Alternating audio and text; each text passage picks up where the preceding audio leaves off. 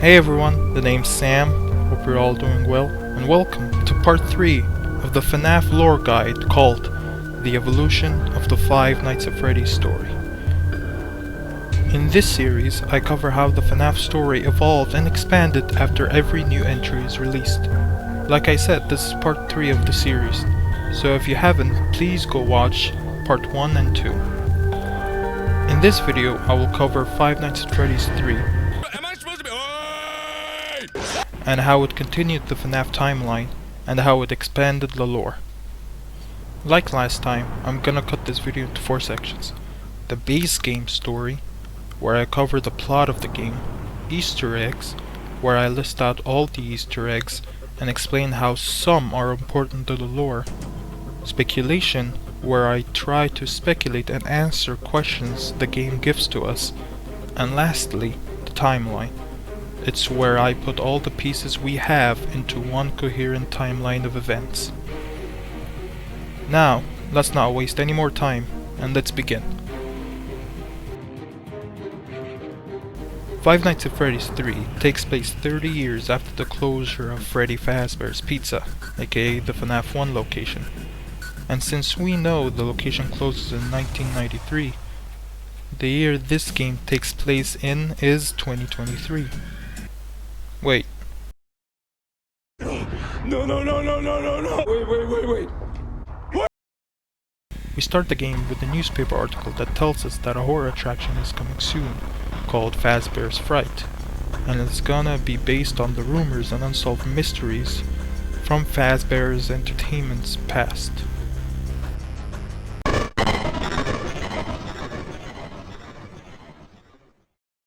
When we start our first shift, we see the attraction looks decrepit and old, with old Fazbear memorabilia from the past scattered around. We see the main 4 back again, but this time they're just heads and are used as decorations. We see the toys are there as well, in a box. We even see the puppet mask hanging on the wall there as well. We then get a phone call, and this time it's not from Phone Guy, it's a new character dubbed Phone Dude.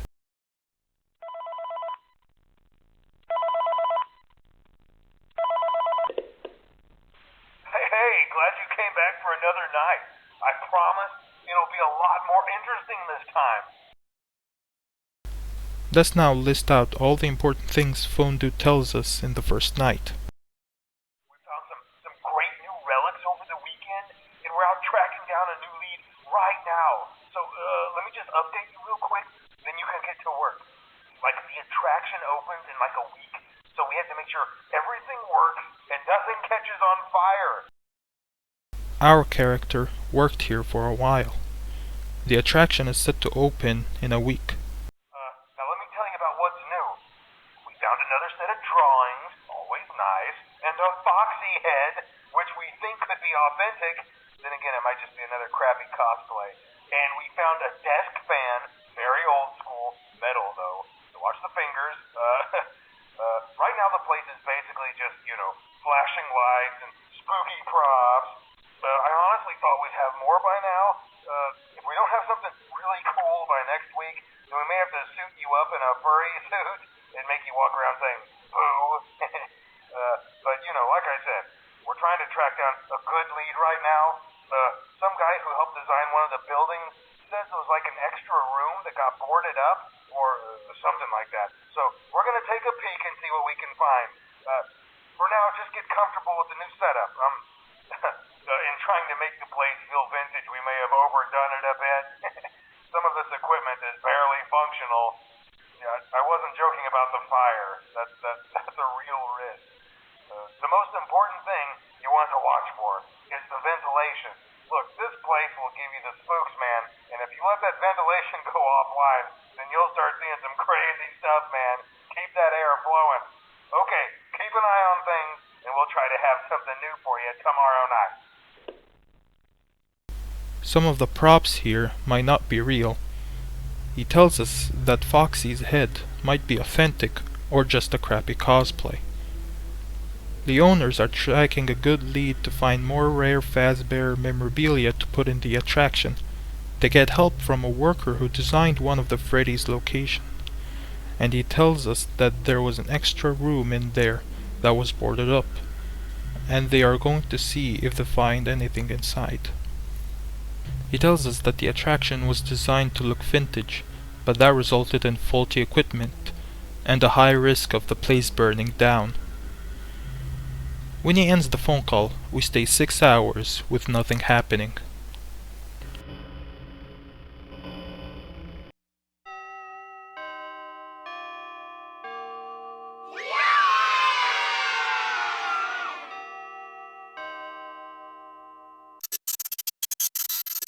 After we beat the first night, we get a minigame. We play as Freddy Fazbear in the FNaF 1 location. The location seems run down and decrepit, so it seems that this minigame takes place some time after the location closed down. We see Shadow Freddy walking, telling us to follow me.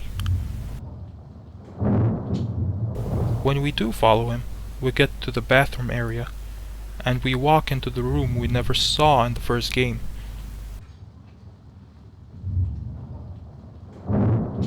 We try to enter, but Freddy malfunctions, and when we try to leave, Purple Guy runs out of the room and attacks us, destroying Freddy. Then the minigame ends.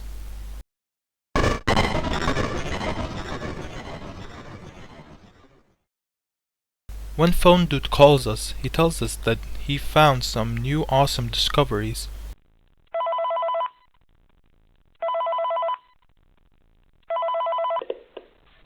Hey man, okay, I have some awesome news for you. First of all, we found some vintage audio training cassettes. Dude, these are like prehistoric. I think they were like training tapes for like other employees or something like that. So I thought we could like have them playing like over the speakers as people walk through the attraction. Dude, that makes us feel legit, man. But I have an even better surprise for you. You're not gonna believe this. We found one. A real one. Gotta go, man. Well look, it's in there somewhere. I'm sure you'll see it. Okay, I'll leave you with some of this great audio that I found. Talk to you later, man. He firstly tells us that they found old training tapes, and he thinks playing them on the speakers would be a cool idea. Then he tells us that he found a real one. Then he ends the call, and leaves us with the training tapes playing on the speakers. When we hear the training tapes, we instantly recognize the man making the tapes. Phone Guy. Hello.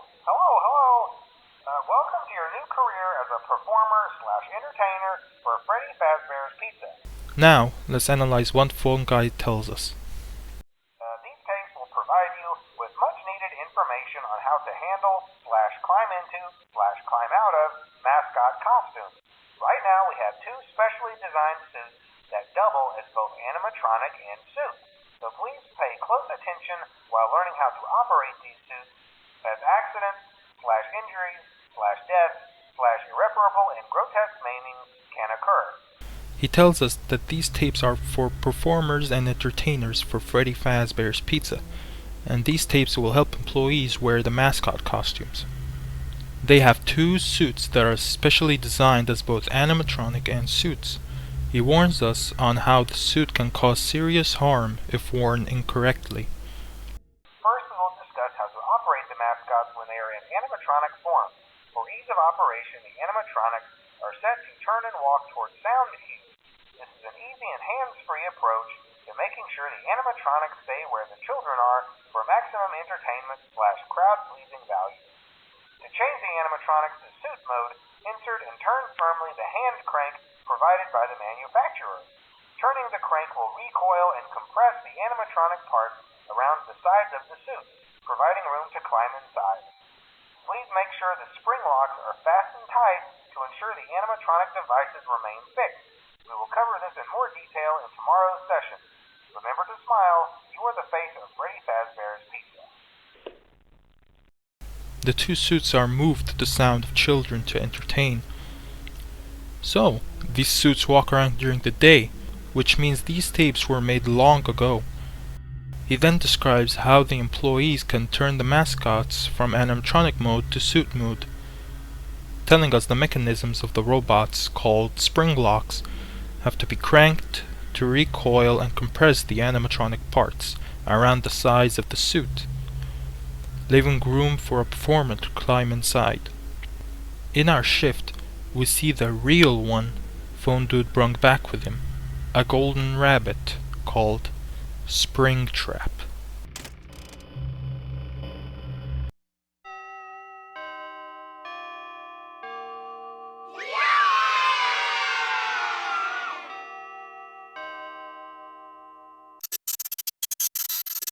After the night ends, we get another minigame where we play as Bonnie.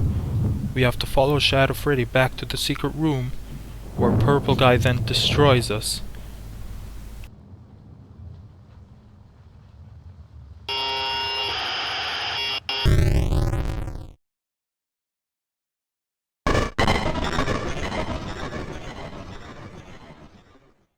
When we get the third phone call, it's not from Phone Dude, it's the training tapes from Phone Guy.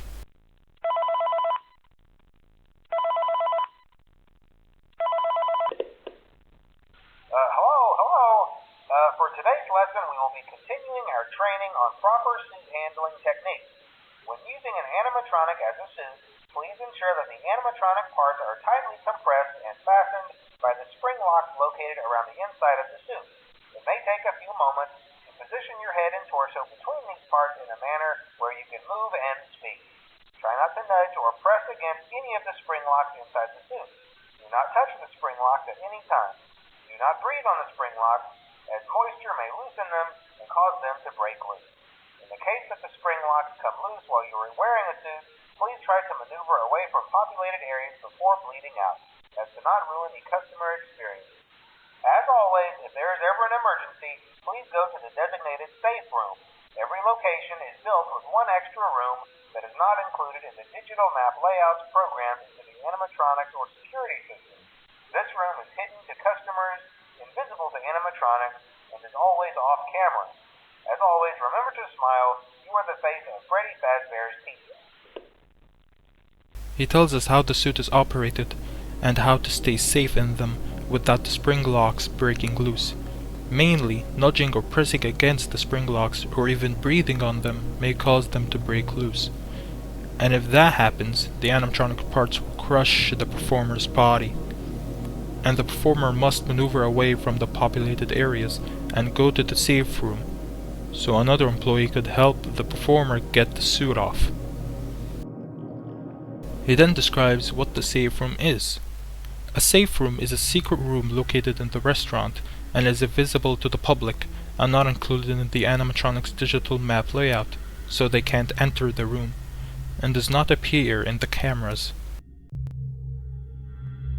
In the third night, we also see the return of some familiar faces: Freddy, Chica, Foxy, Mangle, Balloon Boy, and the puppet.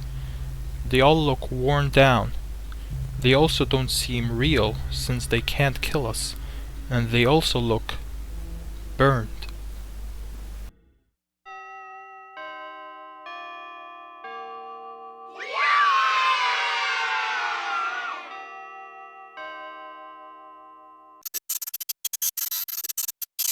In the third minigame, we play as Chica, and we do the same thing like in the two previous minigames. But before we move on to the fourth night, let's talk about the secret room we see in the FNaF 1 location that we never saw in the first game.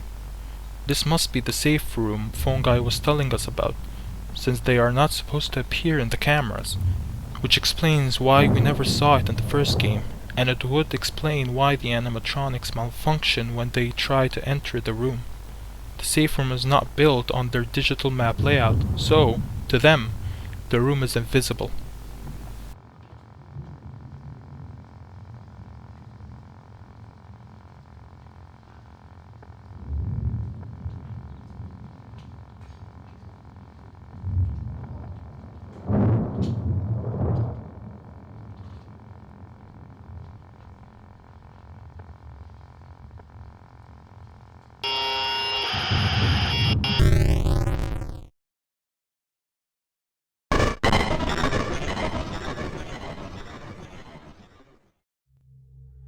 When we hear the training tape from Phone Guy in Night 4, He tells us that Fazbear Entertainment has banned the spring suits from being worn, as an incident has occurred at the sister location involving spring lock failures.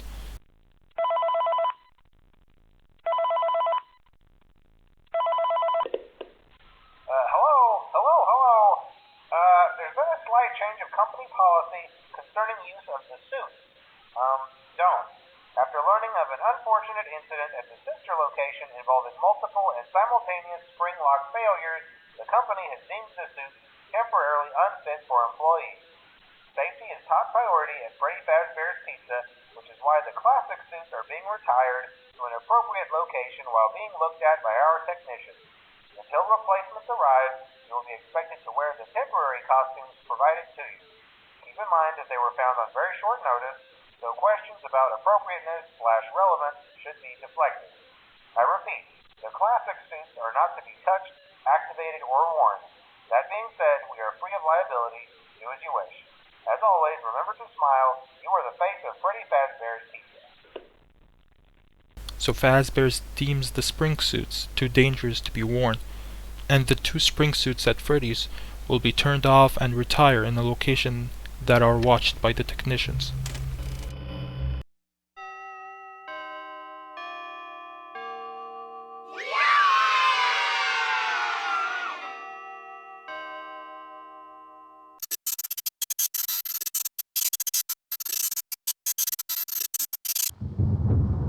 We then get another minigame where we play as Foxy, and we do the same thing as the last few minigames, and Purple Guy destroys us. But that begs the question, why is Purple Guy destroying the animatronics?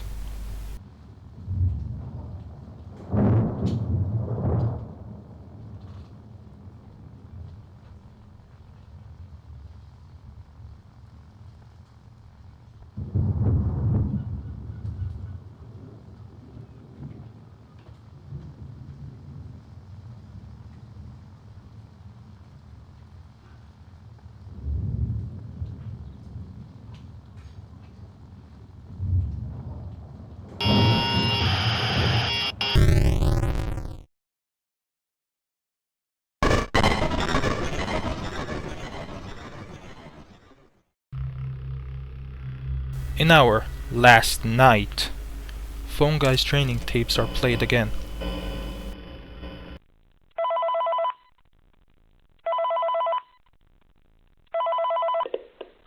Hello.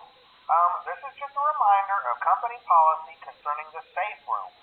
The safe room is reserved for equipment and/or other property not being currently used and as a backup safety location for employees only. This is not a break room and should not be considered a place for employees to hide and/or congregate. And under no circumstance should a customer ever be taken into this room and out of the main show area. Management has also been made aware that the Spring Bonnie animatronic has been noticeably moved and would like to remind employees that this costume is not safe to wear under any circumstances. Thank you, and remember to smile. You are the face of Freddy Fazbear's Pizza. The purpose of this tape is to remind employees that the safe room is not to be seen by customers. He also tells us that the Spring Bonnie animatronic has been moved, and reminds the employees that the spring suits are not to be activated or worn. So in this phone call, we get the name of the Golden Rabbit animatronic, Spring Bonnie. We can also see why this tape was made. Someone most probably used the Spring Bonnie suit to lure a customer into the safe room. More on that in a bit.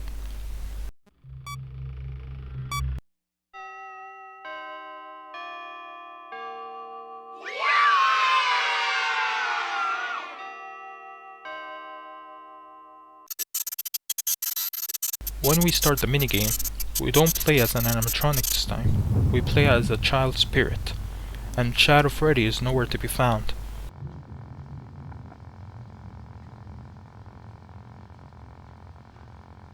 When we go to the bathroom area, we see the main 4 destroyed, and then when we enter the safe room, we see a terrified looking purple guy, an old worn down Spring Bonnie suit, and 4 more spirits blocking the exit.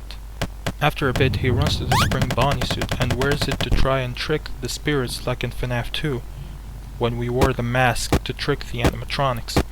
But it seems the poor weather conditions and the worn out suit results in the spring lock snapping and crushing Purple Guy.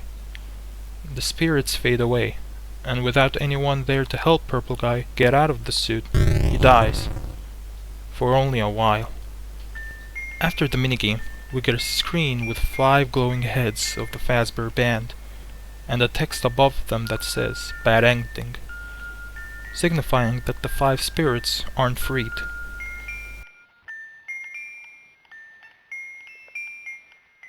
To get the other ending, we have to play a series of 8-bit minigames to gather the children into one place. The first minigame, called BB's Air Adventure, we play as Balloon Boy.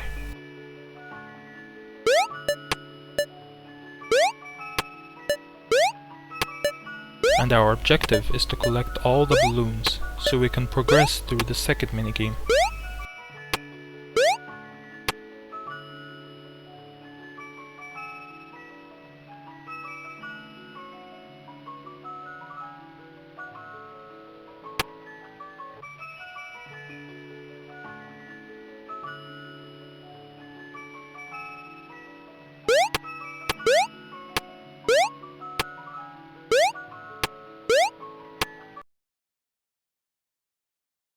Speaking of the second minigame, this one is called Mangle's Quest. Our objective is to put ourselves back together.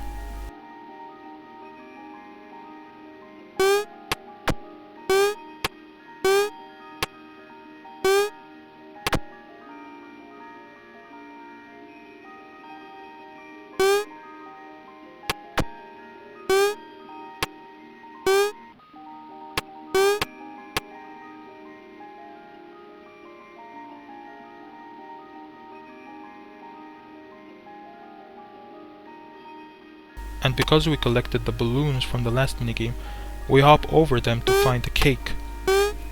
When we collect it, the minigame ends.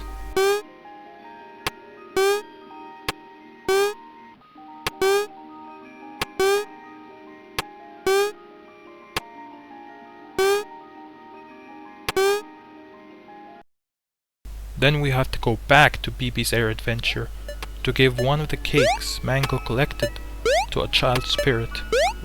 When we do, the minigame ends.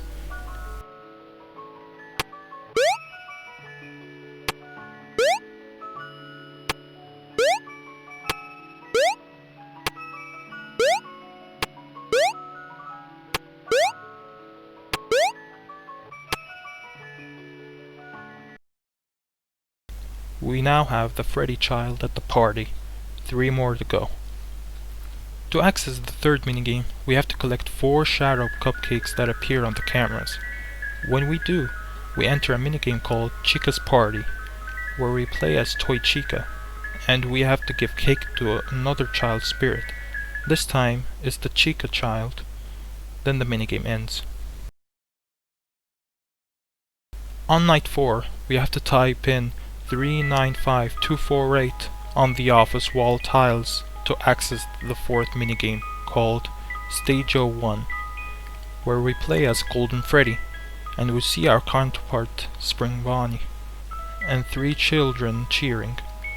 We also have to give cake to a spirit, this time being the Foxy child.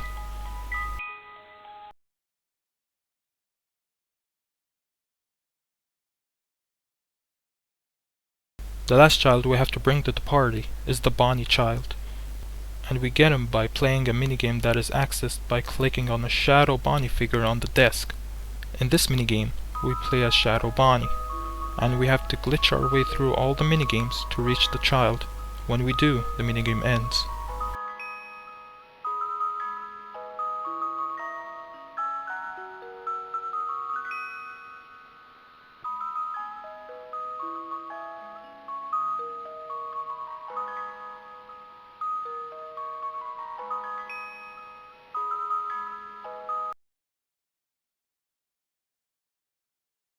And when the 5 kids are gathered, we play the Happiest Day minigame, where we play as the puppet spirit, and we give cake to the last child, the Golden Freddy child. to help him move on.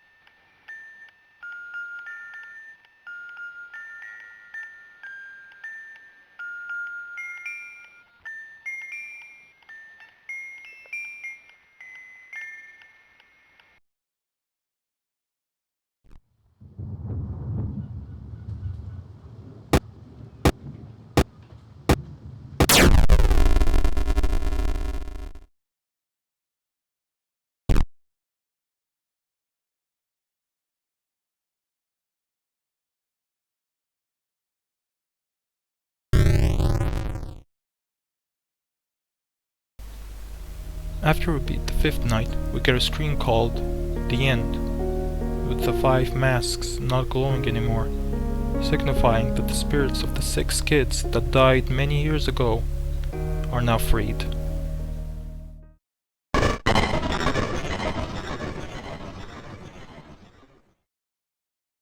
But of course, this isn't FNaF without a Night 6. We are one-on-one against the murderer that started all this. And we also get one final training tape from Phone Guy. So let's analyze it.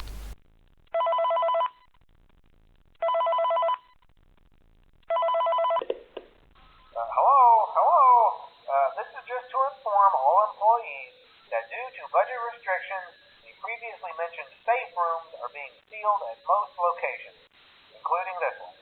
Work crews will be here most of the day today, constructing a false wall over the old door face. Nothing is being taken out beforehand, so if you left anything inside, then it's your own fault. Management also requests that this room not be mentioned to family, friends, or insurance representatives. Thanks again, and remember to smile. You are the face of Freddy Fazbear's Pizza. He tells us that this tape is to inform employees that the safe room for all locations are being sealed due to budgetary restrictions. Workers will come to seal the safe room, and everything inside it will be sealed with it, and that the employees shouldn't mention the safe room to anyone. It seems that the company wanted to swiftly seal the safe rooms, so it seems something bad happened in there that the company are trying to hide, and using the budgetary restrictions as a ploy to trick the employees and the public. I mean, it wouldn't be the first time Phone Guy would lie to us.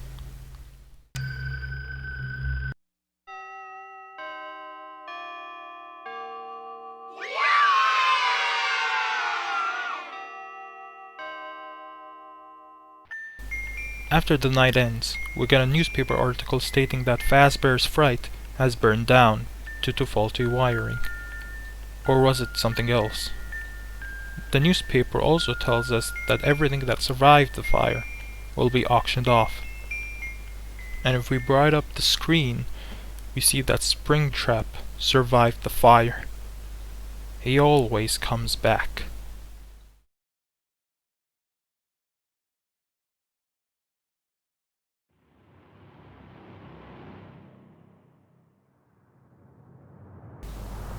We get 3 rare screens of Springtrap, and we can see Purple Guy's corpse inside of him as well. Just gotta say, these 3 renders are my favorite Springtrap renders in the franchise. Number 2. Sometimes in Cam 2 or Cam 10, we see that the Freddy posters are switched with posters of Spring Bonnie. Number 3. Mr. Cupcake appears in our office sometimes. Number 4. Speaking of Mr. Cupcake, we sometimes see a drawing of him replacing another drawing, and we also rarely see a golden Mr. Cupcake drawing. Number 5. Very rarely in our office we see the returning paper plate dolls from the last game hung up on the wall. Number 6.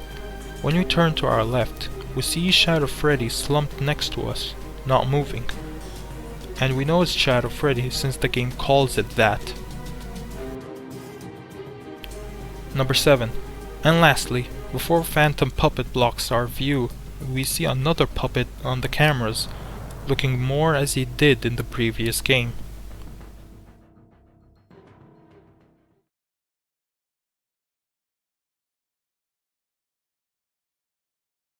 This game doesn't add a lot of lore like the last game, but there is still a lot to unpack and speculate on.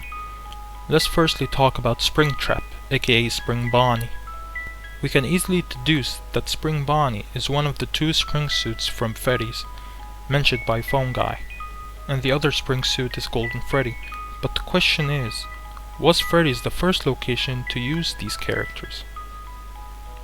If we look at the Golden Freddy minigame, we can see Golden Freddy and Spring Bonnie performing on stage 01, which means they are performing on the main stage. And we know Freddy, Bonnie and Chica are the crew on the main stage, so that tells us there was a location before Freddy's where Golden Freddy and Spring Bonnie were the main attraction, and not side characters. And we know the location before the first Freddy's was Fredbear's Family Diner. We're going to try to contact the original restaurant owner. I think the name of the place was Fredbear's Family Diner or something like that. So this most likely could be Fredbear's Family Diner, and Golden Freddy's real name is Fredbear. But that begs the question, why did Fredbear's close down? This game also confirms two things to us. Purple Guy used the Spring Bonnie suit to lure the original 5 kids, and that the FNaF 1 location is the original Freddy's. Let me explain. In Phone Guy's tapes, he reminds the employees that no customers should enter the safe room. He also tells us that the Spring Bonnie suit was moved after they were deemed unsafe. This is just a reminder of company policy concerning the safe room. The safe room is reserved for equipment and or other property not being currently used and as a backup safety location for employees only.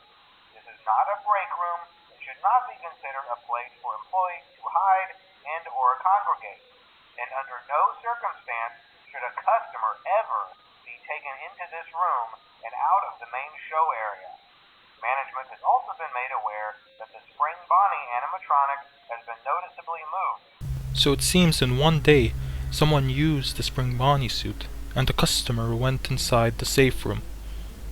So that could tell us the kids died in the safe room, and Purple Guy used the Spring Bonnie suit to lure the kids.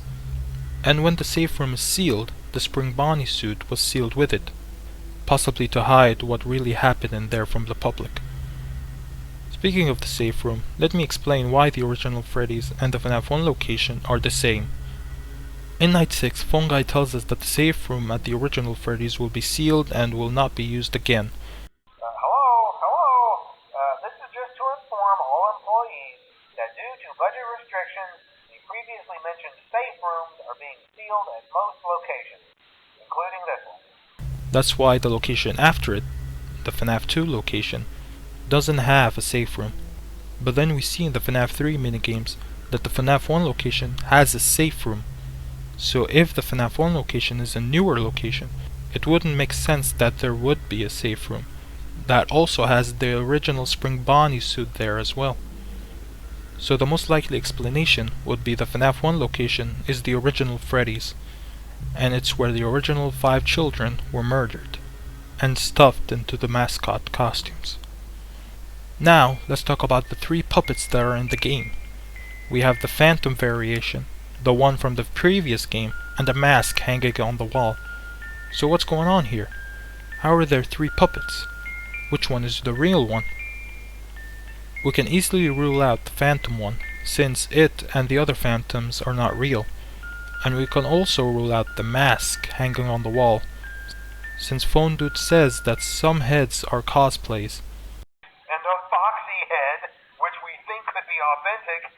Then again, it might just be another crappy cosplay. So now we know that the real puppet is at Fazbear's Fright, possibly enjoying the torment of his killer. And lastly, let's talk about the shadow creatures. Right now, these 2 are the most mysterious characters in the trilogy. Firstly, I think I can explain their behaviors / motives for each one. Shadow Bonnie is plausibly trying to help the kids move on, like we see in his minigame, while Shadow Freddy might be against them, because he's helping the Purple Guy destroy the animatronics. And if you think Shadow Freddy is trying to help the kids kill Purple Guy, he wouldn't use the same tactic 3 more times. And when the spirits are finally trying to kill the purple man, Shadow Freddy isn't anywhere to be seen. And there is still the question of, what are the shadows? There are two popular theories when it comes to them. The first theory is that they are the spirits of the spring lock incident victims mentioned by Phone Guy. This theory at first could work, but when you think more about it, the more holes you find in the theory. First, spring lock incidents don't always result in immediate death. Yes, the animatronic metal is crushing the person wearing them, but in Phone Guy's instructions, he tells the performers if the spring locks go off, they should go to the safe room, and most probably have someone else crank the metal back into the sides. In the case that the spring locks come loose while you are wearing a suit, please try to maneuver away from populated areas before bleeding out, as to not ruin the customer experience. As always, if there is ever an emergency, please go to the designated safe room. So not all spring lock incidents have to result in immediate death. And also, why would one of these adults try to help a murderer? So yeah, this theory is a bit of a stretch. Lastly, the second theory about the shadows are that they are manifestations of the kids' agony when they died, and that there are two of them because there were two sets of murders. The first 5 in the original Freddy's, making Shadow Freddy, and the other 5 at the FNaF 2 location, making Shadow Bonnie. This theory is more likely since we know the children can affect the whole pizzeria when they die, like moving inanimate objects around. It wouldn't be much of a stretch of thinking that they could create creatures from their agony.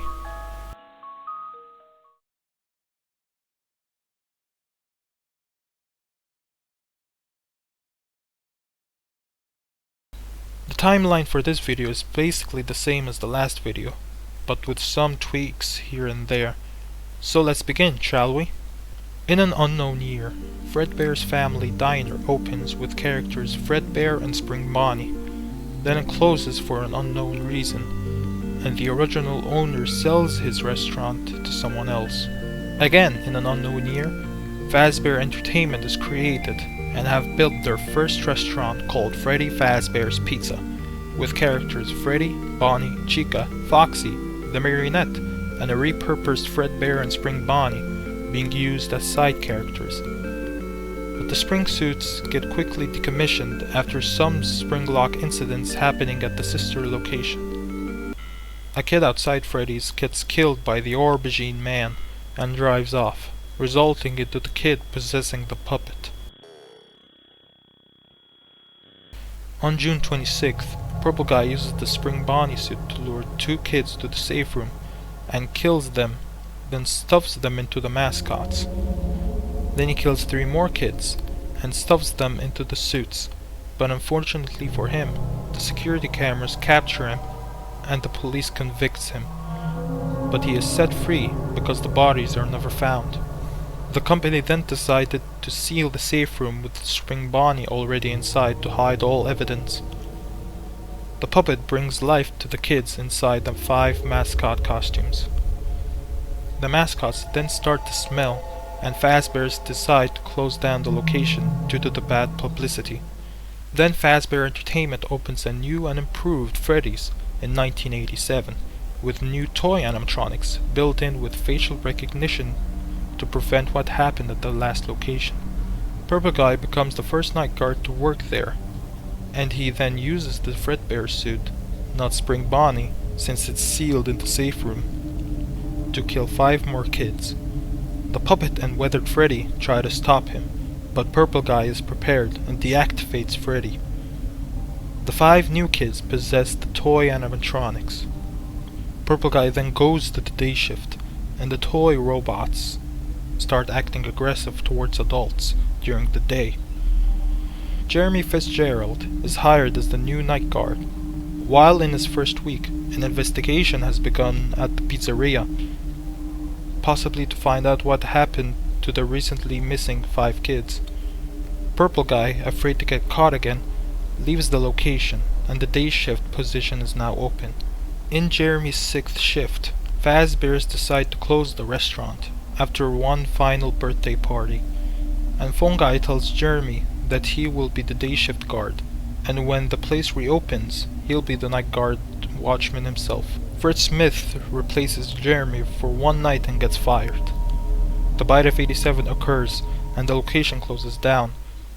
The company decide to rebuild the old gang and scrap the toy animatronics, and the robots are now banned from moving around during the day. And when the toys get scrapped, the souls inside them are set free. In 1988, Fazbear's reopened the first Freddy's, and Phone Guy becomes the first night guard there, but then eventually dies. In 1993, Mike Schmidt works 7 nights at Freddy's, then gets fired. Then the location closes down. After a couple of years, Purple Guy breaks in the old abandoned restaurant, and he, for some reason, wants to destroy the animatronics. Shadow Freddy lures them to the safe room. After all of them are destroyed, the spirits get out of their animatronic shells and attack the Purple Guy. He tries to trick the spirits by dressing as Spring Bonnie, but the locks go off, and with no one there to help him, he bleeds out.